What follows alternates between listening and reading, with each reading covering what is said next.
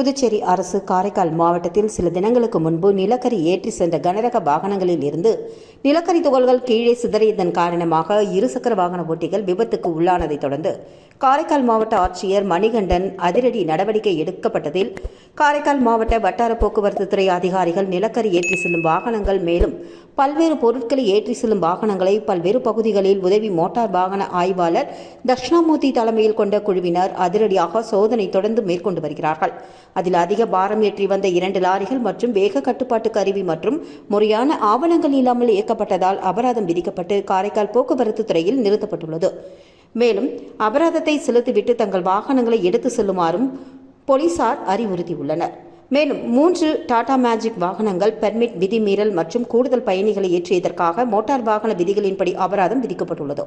மேலும் அதிவேகமாக வாகனங்களை ஓட்டக்கூடாது என்றும் முறையான ஆவணங்கள் இன்றி வாகனங்களை இயக்கக்கூடாது என்றும் வாகன ஓட்டிகளுக்கு அறிவுறுத்தப்பட்டுள்ளது. இந்த வாகன சோதனை தொடர்ந்து நடந்து வரும் என்பது குறிப்பிடத்தக்கது.